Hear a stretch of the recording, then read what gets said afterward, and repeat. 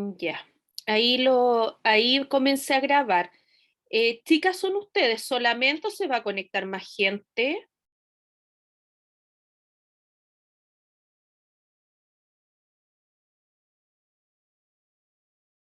Debería conectarse más gente, porque son 15 personas las que estaban en el curso. Ya, somos tres. O sea, son tres. La hora de repente no es muy conveniente, tal vez, no lo sé. Ustedes están trabajando en este momento, ¿no? Sí, no, yo soy médico hematólogo y terminé temprano la consulta precisamente para iniciar temprano la clase, para que pudiéramos y tal vez no prolongarla tanto, porque entiendo que a las 4 de la tarde muchas veces andamos todos medios cansaditos. Son las 16:06, esa es la hora que tengo por lo menos en el compu.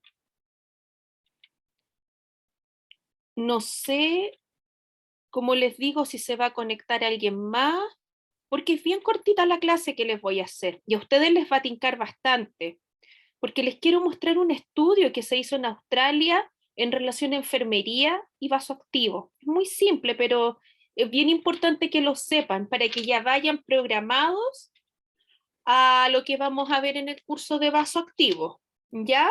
Ustedes me dicen si comenzamos, somos las que somos. Ustedes me dicen, chicas, ¿qué dicen? Que sí dice la Lilibet. Carol, Jocelyn.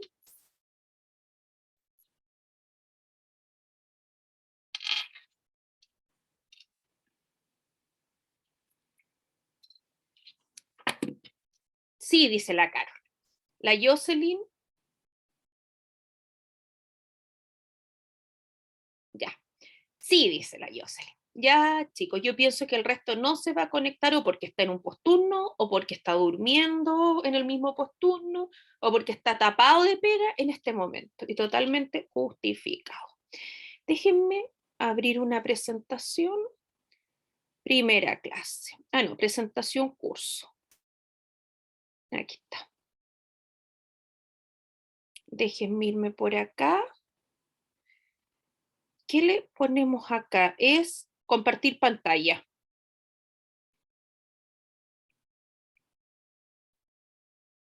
Aquí está. Pueden ver mi pantalla, ¿cierto? Pongan el dedito o no.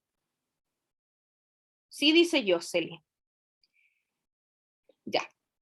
Bueno, como ustedes saben, hoy día comenzamos la capacitación de actualización en el manejo y cálculo de drogas vasoactivas, ¿ya? Yo soy la doctora Carolina Contreras, soy médico, soy internista y bueno, y luego hematóloga. Eh, Soy magíster en docencia de educación superior y ahora estoy cursando un magíster de administración en salud en la Escuela de Negocios de la Chile. Ya tengo cerca de 20 años de experiencia haciendo clase, ¿ya? Por eso, cualquier duda que ustedes tengan, me gustaría que se sintieran libres de podérmelas plantear al correo electrónico, que se los voy a dar anotadito acá, o se los puedo compartir por la plataforma, lo que ustedes necesitan, que estén retrasados con algo, por favor plantéenmelo, porque entre todos, entre las dos o tres le podemos buscar solución, ¿ya? Ya. Miren, decidí para la primera clase mostrarles algo súper cortito, que es un paper que salió en Cuidados Críticos Australiano, ya durante el año pasado, en el contexto pandemia, ¿de acuerdo? Y esto, si bien es cierto, está realizado en Australia en base a una cohorte retrospectiva, habla bastante bien del tipo de paciente que es el que recibe vasoactivo. ¿Ya? Eso es algo que habitualmente nosotros no tenemos claro, puesto que nosotros pensamos que ingresando a una UCI, automáticamente uno se va a hacer de un vasoactivo, de un central, de una línea arterial, de un Swan-Ganz en aquel entonces, de un vigileo, de un tubo, de todo.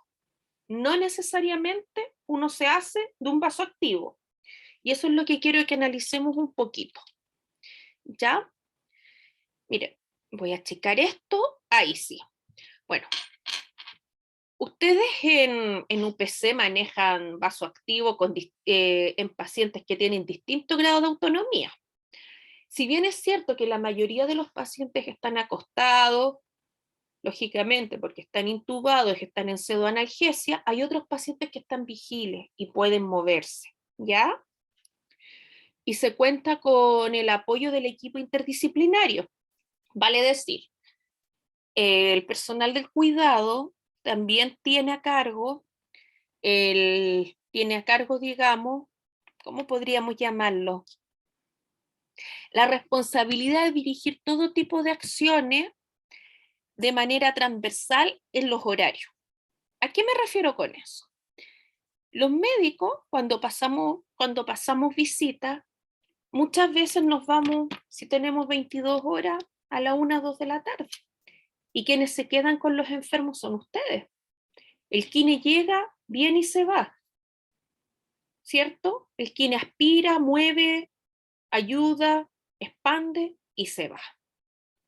El residente pasa visita, si bien es cierto se queda 24 o 12 horas de acuerdo al hospital, y se va. ¿Y quiénes se quedan? Enfermería y TERS. ¿Ya? Eso es súper importante que lo sepan, porque son ustedes en el fondo las dueñas de casa. Las intervenciones para las drogas vasoactivas, pasando a otro tema, sabemos que son la preparación de la infusión, administrarla, ir titulando la dosis de acuerdo a la monitorización que se haga. Ahora, es importante destacar, chiquillas, que la población de pacientes que reciben vasoactivos mientras están en la UCI todavía no se determina bien. Fíjense que a pesar de ser un tema tan básico, entre comillas, no se ha descrito completamente. Y hay pocas comparaciones, hay pocas publicaciones incluso que se hacen entre pacientes que las reciben y no las reciben. ¿Ya? Entonces, ¿de qué se trata lo que vamos a ver? Aquí puse la referencia. Fíjense que hasta la mitad de los pacientes que ingresan a la UCI requieren vasoactivos, sea por sepsis, por insuficiencia cardíaca, por falla multiorgánica, por politrauma, por lo que sea. Vale decir, de acuerdo a esa casuística que puse ahí, entre un 10 a un 54% de estos enfermos requieren vasoactivos y el resto no los requieren. Tenemos en Australia algunos organismos encargados de calidad.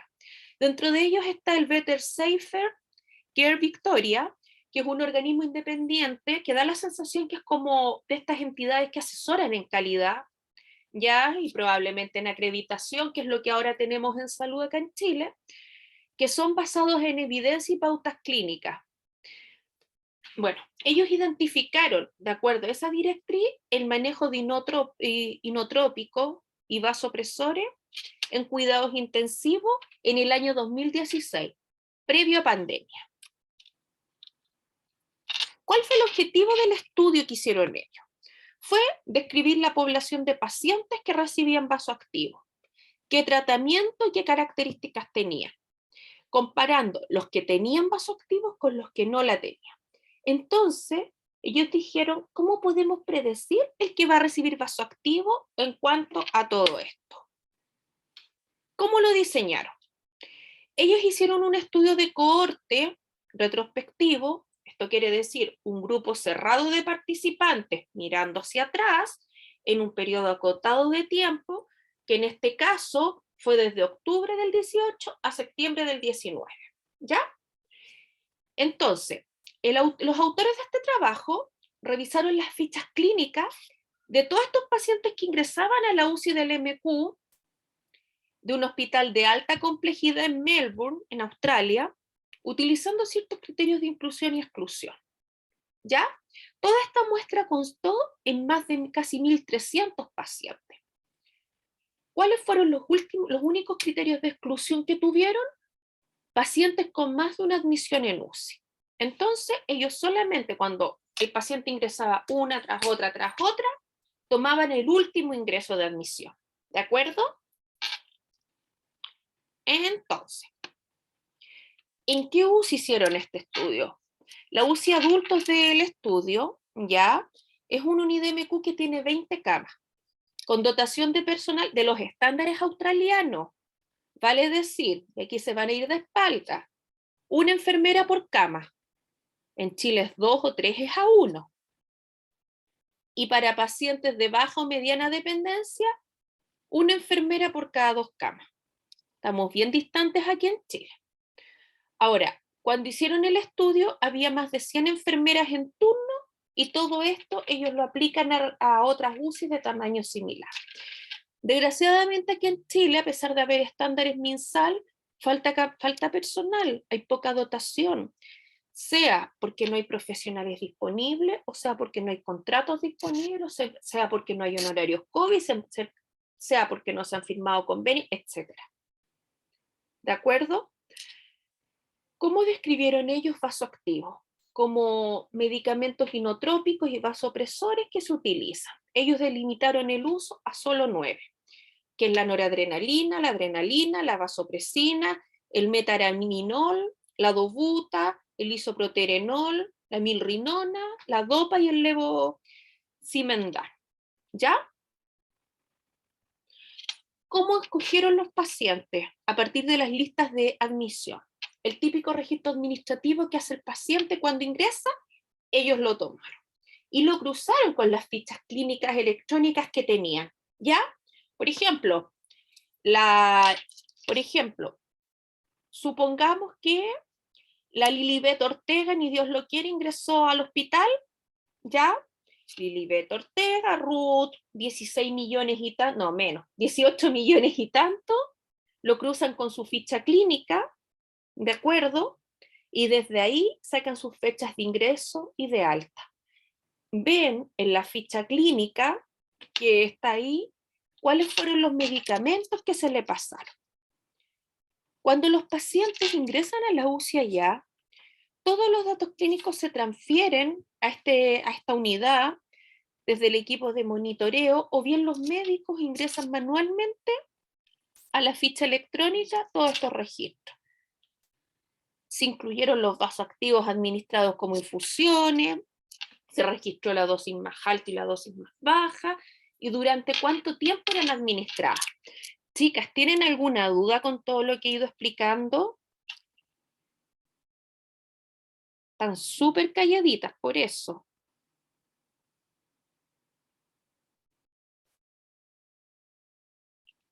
Bueno, entonces, por cada ingreso de paciente también vieron las características demográficas, ¿ya? O sea, edad, sexo, procedencia de ingresos, si venía de la urgencia de piso de otra sala, diagnósticos y duración de la estadía, supervivencia en la UCI, en el hospital y en lugar de alta. ¿Y cómo predijeron ellos? Como les digo, la estadía a través de la escala COPE y la evaluación de salud crónica y fisiológica aguda, que es el Apache 3. ¿Ya?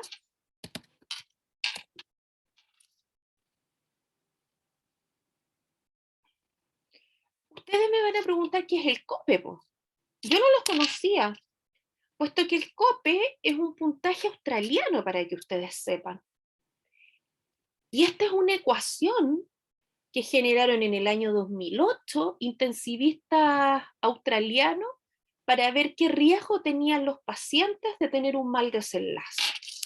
Esa es la publicación original cuando pudieron, digamos, validar el score con casi 20.000 casos.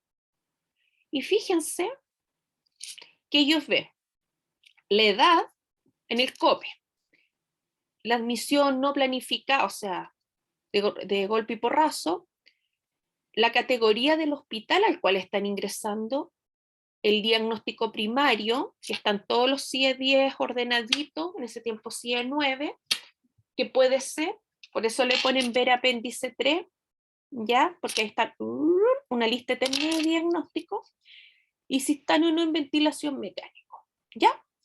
Eso les va confiriendo puntos. Listo. Entonces, estos autores súper inteligentes pudieron hacer esa fórmula para predecir el riesgo de mortalidad, donde ven la edad, el coeficiente de la edad, coeficiente de admisión no esperada, de categoría hospitalaria, los diagnósticos, como le dije, que de acuerdo a la gravedad que tienen es el puntaje que se les asigna, y pudieron sacar, por ejemplo, en este caso, que después lo ven con calma, esto se los voy a dejar en la plataforma, el riesgo predecido de mortalidad en el caso que ponen acá es de un 0,61. O sea, tiene un 61% de probabilidades de fallecer. Después lo analizan con calma, porque la gracia era que tuvieran el concepto de COPE. Y aquí quise ponerles el Apache 2, netamente con un fin ilustrativo, porque todos los que estamos acá lo hemos escuchado hablar. Pero como ustedes se pueden dar cuenta, son muchas variables. Y es imposible aprenderse todo esto de memoria. Por lo tanto, es muy típico en las paredes de un OPC ver un tremendo póster de este volado con toda la información para poder sacarlo y no sabérselo mentalmente. O bien en los típicos programas como el MedCalc que está por el celular, podemos hacerlo, ¿ya? Y en el fondo aquí podemos ver la severidad que tiene el paciente en cuanto a puntos, de acuerdo a este score que es uno de los más utilizados. Bueno, ¿qué resultados tenemos en el caso de estas intervenciones? En el caso de esta casuística. Yo lo que quería era mostrarles más que nada el tipo de score que se utilizó para que no estemos tan perdidas. ¿Se acuerdan que eran más de 1.200 pacientes, casi 1.300? Bueno, ellos se dieron cuenta que eran mayoritariamente hombres, que venían de la casa, la gran mayoría, como ustedes se pueden fijar en los que reciben vasoactivo, así como los que no lo recibieron, ya. El diagnóstico de ingreso va muy parejo entre los que recibieron y los que no lo recibieron. Hay un leve aumento, digamos, entre los que no lo recibieron dentro de los quirúrgicos. Dentro de los que recibieron, ya el 77% viene de la urgencia, ¿ok?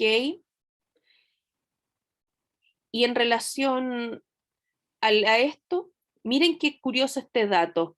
Si la urgencia llamó previamente a la UCI para avisar del ingreso, que es una costumbre que se está perdiendo en muchos hospitales grandes, que es cuando el colega enfermero o el colega médico llama para, entre comillas, entregar el paciente, ¿ya? Fíjense que en los que recibían vasoactivo, apenas un cuarto de esos pacientes fueron avisados de su llegada.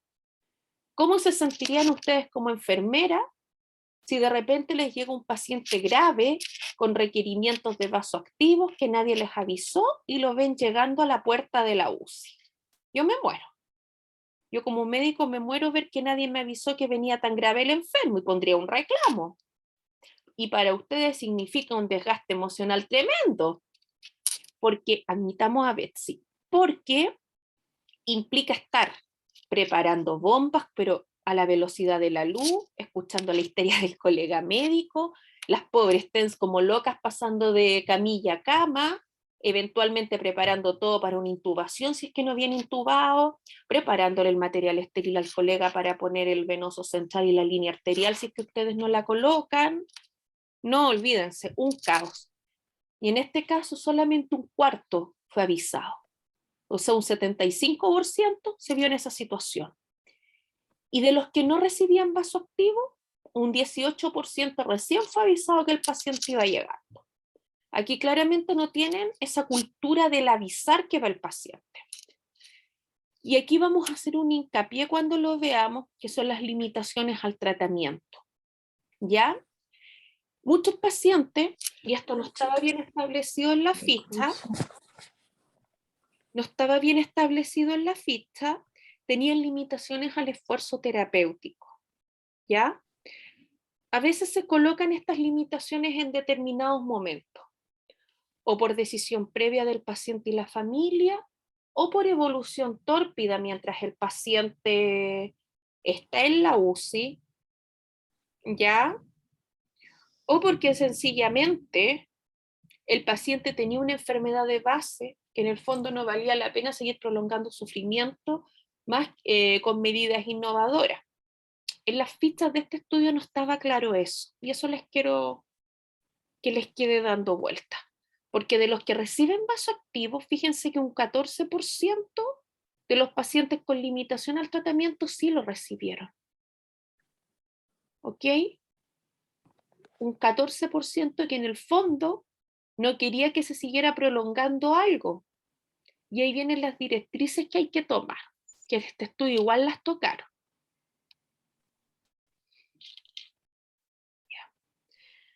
¿Qué medicamentos recibieron? Como ustedes pueden ver, el 83% de las drogas administradas fue la noradrenalina, típica. La droga de primera elección en el shock, después de la volemización, ya la más mejor, la que tiene digamos, la capacitación más extensa en cuanto a su uso. Luego vino el metaraminol, que no lo tenemos en Chile, la adrenalina, que ya es el último recurso, y por último la milrinona, que la tenemos aquí en Chile, y me imagino que estos son los pacientes infartados, los pacientes en shock cardiogénico.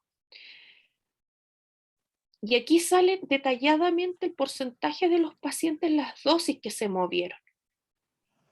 Como ustedes se fijan, sobre 0,1 gamas kilo minuto se movió el 20%. ¿Ya? Y ya pacientes que se admitieron con dosis de shock, como van a ver más adelante en las clases, cerca de un 30%. Probablemente estos pacientes ya traían el goteo desde la urgencia, que es de donde salía la mayoría de los pacientes que venían con requerimientos de droga. Acuérdense. Aquí tenemos los diagnósticos de admisión, comparando las características de los pacientes que recibieron los vasoactivos versus los que no lo recibían. ¿Ya? Miren, los pacientes que están ventilados tienen, a ver, ¿cómo podríamos decirlo? La mitad de los pacientes ventilados, equivalente, o sea, 46,9% de los ventilados requieren vasoactivo. ¿Ok? Eso es importante. Aquí está el COPE que sacaron en el caso de los que recibieron vasoactivo versus de los que no lo recibieron, como ustedes pueden ver. ¿Ya? Esta tablita la van a mirar con calma. Ojo, que no está en ni una evaluación ni nada, pero es para que puedan comprender mejor lo que les estoy explicando. Si gustan el paper de donde lo saqué, igual lo subo, más que la presentación. Pues la presentación es como que saqué lo medular, son 7 páginas, pero saqué lo que hay que sacar. Nuevamente aquí se comparan los resultados. Los sobrevivientes, ya, y aquí miren, nuevamente el porcentaje que sobrevive de los pacientes que son entregados desde el equipo de urgencia. Acuérdense que MET es el equipo de urgencias que llama. Medical Emergency Team. Tenemos la estadía en UCI y absolutamente todas las estadísticas. ¿Ya? Esto yo quiero que lo veamos bien en el apartado que viene ahora. Miren, en este estudio se concluye que el 40% de los pacientes en la UCI de los adultos recibieron el vasoactivo, ¿ya? Y de ellos vimos que el 85% era adrenalina. Cuando ajustaron estadísticamente análisis, ya, los predictores significativos para recibirlo fueron que entrara en shock, una admisión en el hospital por sepsis, que estuviera ventilado, limitaciones documentadas en el tratamiento. Ahí les voy a explicar por qué un paciente que en teoría está limitado sí recibió vasoactivo. Los Apache más altos y que fueran más viejitos. Bueno, aquí nombran nuevamente esta empresa de calidad y de acreditación en cuanto a su capacidad de dictar ciertos estándares para la preparación de los vasoactivos, a pesar de que no hay fuentes de evidencia en cuanto a la titulación, ya no hay fuentes de evidencia en cuanto a a la preparación, espérenme, déjenme sacar esto. Ah, me equivoqué, ahí sí. Y el destete. Que un paciente llegue en sepsis o que se diagnostique shock al ingreso es un factor significativo para recibir vasoactivos mientras están en la UCI. ¿Ya?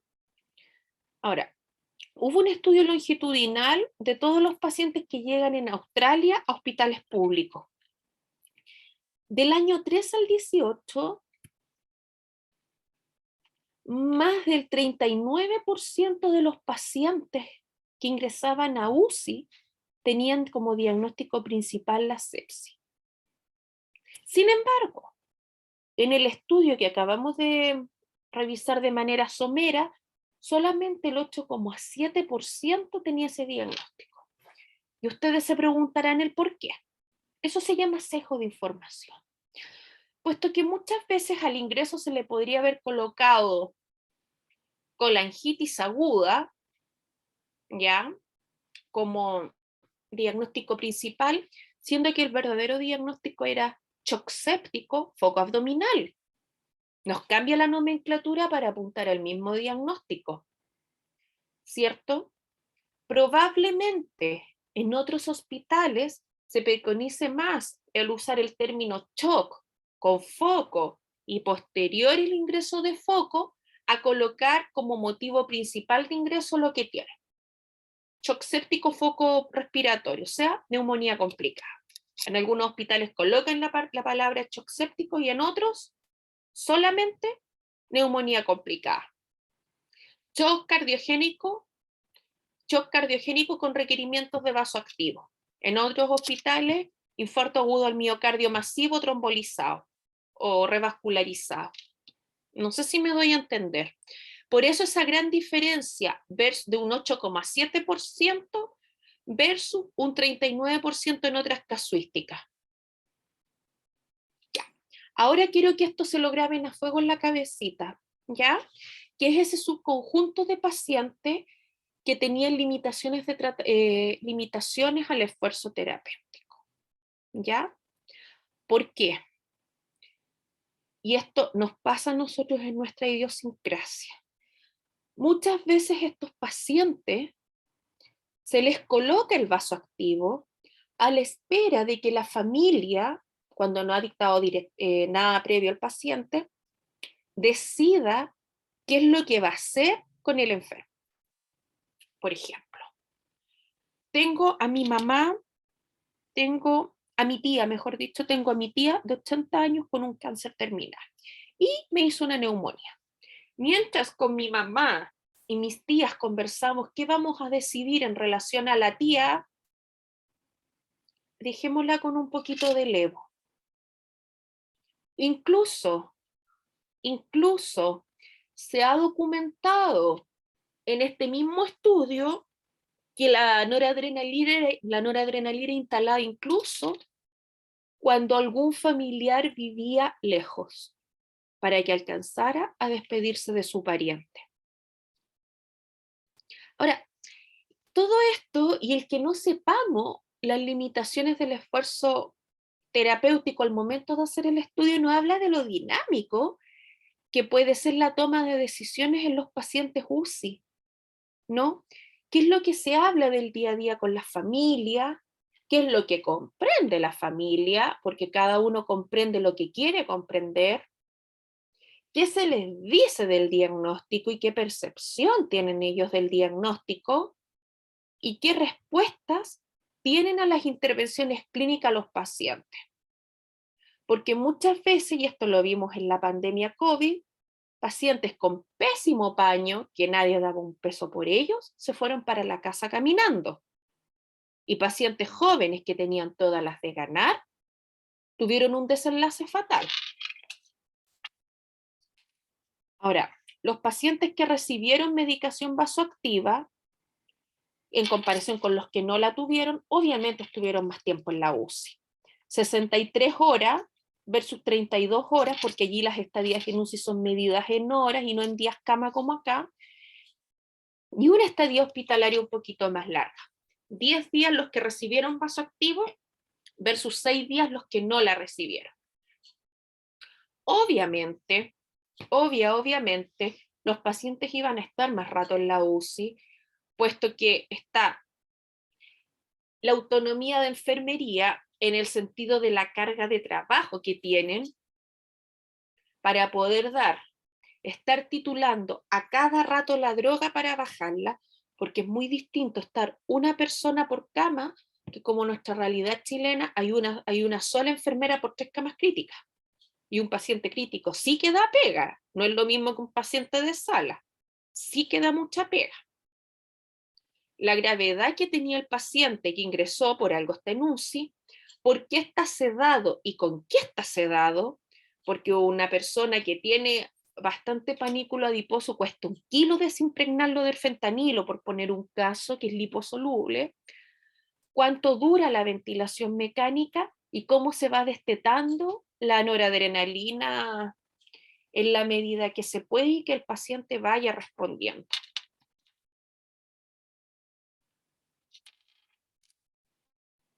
¿Cómo? Uso compartida. Ay, ¿cómo salgo de esto? Ahí sí. Pausar el uso compartido. ¿Cómo salgo de acá, chica? Participante. Deja de compartir. Ahí sí. Ya. No sé si les habrá gustado el estudio que les acabo de mostrar, pero yo creo que es un buen punto de inicio para el curso que vamos a hacer. O sea, saber qué pacientes son los que van a recibir vasoactivo. Esto es una situación australiana, con qué fines se puede utilizar y qué escalas podemos utilizar para poder, digamos, predecir su estadía y la respuesta que pueden tener en UCI. ¿Les queda claro, chiquilla, o fui muy fome para mostrárselos? Porque han estado totalmente calladitas todas. Menos a Betsy, que le silencié el teléfono, me tinca que se le quedó abierto.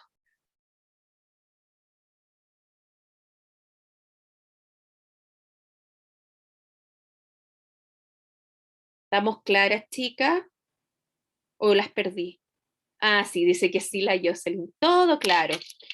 Gracias, Lili.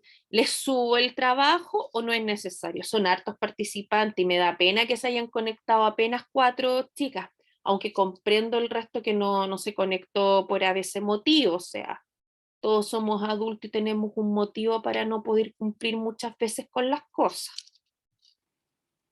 ¿Ya? Chicas, yo quiero saber si ustedes tienen todo claro en relación al curso, a lo que vamos, si tienen dudas en lo que se metieron, algo así.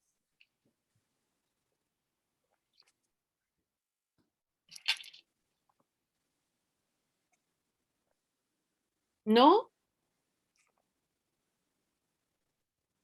Que siento unos ruiditos de ratón de Betsy así calladita.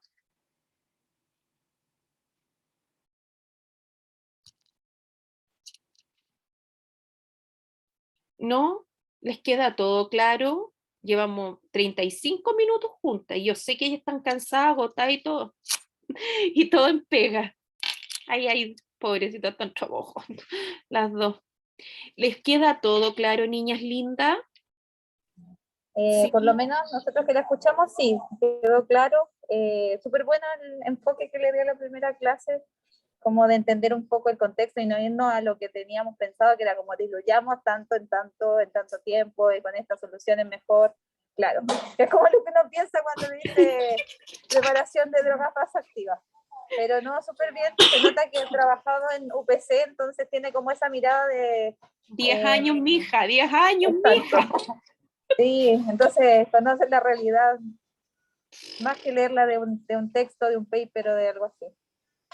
No, qué rico que les haya gustado. Miren, cuando ustedes vayan viendo las clases, es verdad que subí material en PDF, pero grabé todas las clases de droga por droga, las quise grabar. Miren, dense cuenta que las fotos que subí, por lo menos, yo trabajaba hasta hace muy poquito en el hospital aquí en Rancagua, ya que un hospital de alta complejidad es el regional. ¿Ya? Entonces, hasta hace poco, yo les procuré fijarme ¿Qué vaso activo compraban acá en los carros de paro? Entonces ustedes van a ver en las fotos de la última clase los que están en los hospitales. La marca que está, precisamente. Y ustedes se van a dar cuenta que prepararlo, hasta yo he ayudado a preparar. Por ejemplo, el típico Levo, pues dice 4 ampollas por guagua, 16 o 4 por guagua, la típica. A mí me gusta la de 16, por ejemplo. Me gusta la de 16. A ustedes no mucho, pero sí, a mí sí me gusta esa. No hiperbolemiza a nadie. No sé si el resto tiene dudas, tiene preguntas. Es ahora o nunca, pero está mi correo electrónico, cualquier cosa. Ahí en el curso se los voy mencionando, ¿de acuerdo?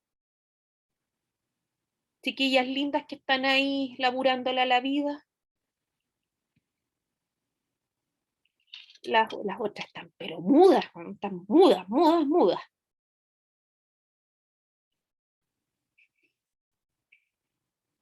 Miren, ahí llegó alguien, una estrella invitada. ¡Se fue la estrella! La estrella salió arrancando. Chiquillas lindas, ha sido un gusto poder mostrarles algo nuevecito que a lo mejor para ustedes es desconocido, ¿ya? Pero les doy harto ánimo, esto no es difícil, ustedes han trabajado con esto. La primera unidad es media fomeque, pero no me queda otra y mostrárselas, porque es fisiopatología y a nadie le gusta. Es fomeque, todos lo sabemos, pero es necesaria para poder entender lo que sigue. ¿Ya? Ya mis niñas lindas las dejo, que las veo a todas desesperadas, urgidas ahí, las otras calladas, mudas, para que puedan seguir trabajando. Ya que hasta ahora, y el mambo va a empezar un poquito más tarde, y para que aprovechen de hacer todo hasta ahora. Ya niñas, un abrazo gigante a cada una, a las turneras que están ahí, y a las silenciosas también. Ya bellas. Besitos a todas.